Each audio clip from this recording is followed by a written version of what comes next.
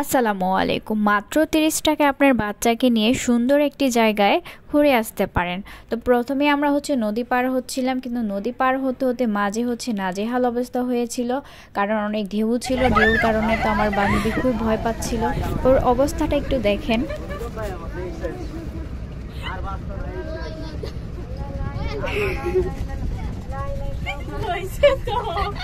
তারপর আমরা চলে আসলাম নারায়ণগঞ্জ বন্দর সাবদি বাজারটা পার হলেই গ্রিন গার্ডেন পার্ক। এই পার্কে আপনি পাশে পেয়ে যাবেন সুন্দর একটা নদী, তারপর পেয়ে যাবেন হাতে ডানে গ্রিন গার্ডেন পার্ক। তো আপনারা কিভাবে যাবেন? বন্দরঘাট পার হওয়ার পরেই তারপর আপনি মিশুক বা অটো করে আসতে পারবেন, তাদের বললেই হবে আপনাকে নিয়ে আসবে।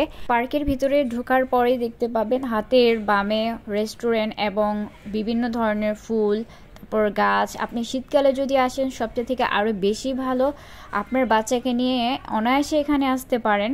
পরিবেশটা খুবই সুন্দর, পরিষ্কার এবং পরিচ্ছন্ন। এখানে আপনি পেয়ে যাবেন দোলনা, বড়দেরও আছে, ছোটদেরও আছে। তারপর পেয়ে যাবেন চরকির মতো ঘোরে, তারপর পিছল খায়, এগুলোও পেয়ে যাবেন। বড়দের জন্য নৌকা, ওটাকে কি বলে আমি জানি না, হ্যাঁ আপনি এটাও পেয়ে যাবেন। তারপরে এখানে আছে বিভিন্ন ধরনের ফুল, এখানে সুন্দর বসার স্থানও পেয়ে যাবেন। সব থেকে আপনি বিকাল টাইমে আসলে সব থেকে বেশি ভালো হয়। আপনি চাইলে এখানে খাবারও নিয়ে আসতে পারেন।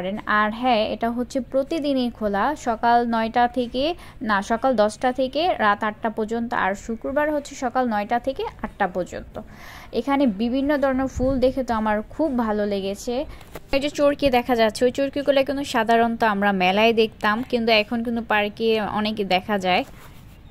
আর আমরা যখন গিয়েছিলাম ভিউটা অনেক বেশি সুন্দর ছিল। আমি কতটুকু আর কি ক্যামেরা বন্দি করতে পেরেছি জানি না, কিন্তু আমার চোখে সব থেকে বেশি ভালো লেগেছে। আর এই ফুলগুলার মাঝে ছবি তুললে তো জাস্ট ওয়াও ওঠে। অনেকেই দেখলাম এখানে ফ্যামিলিও নিয়েও এসেছে। তারপর ওই পেছনে তারা আরও কাজ করছে, তাদের আরও কাজ বাকি। আমরা যখন গিয়েছিলাম তখন আর কি দেখেছি।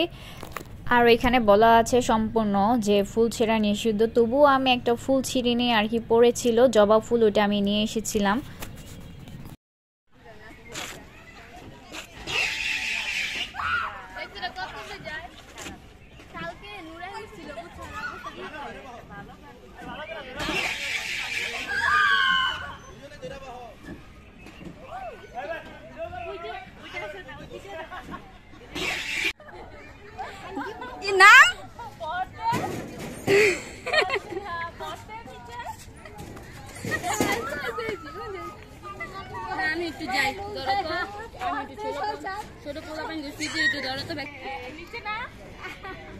তাদের দেখে মনে হচ্ছে তারা ছোটবেলায় চলে গেছে। এইটা আসলে পিচ্ছিদের, ছোট বাচ্চাদের, কিন্তু এখানে দেখলাম একটা বড় আপু পিছল খাচ্ছিল, তো ভালোই লাগলো জিনিসটা। আর এই পার্কের বাইরের সাইডটা, এটা ওনারা হয়তো বা এখানে ধান বা শাকসবজি বনে। পার্কের বাইরের দিকটা কিন্তু আরো বেশি সুন্দর লাগছে, একটা গ্রামীণ ভাইব। পর আমাদের সবকিছু ঘোরাফেরা শেষ, তারপর এখান থেকে আমরা আরেক জায়গায় গিয়েছি। সেই ভিডিও যদি আপনারা দেখতে চান তাহলে পরের ভিডিওর জন্য অপেক্ষা করবেন। সবাই ভালো থাকবেন, সুস্থ থাকবেন। আসসালামু আলাইকুম।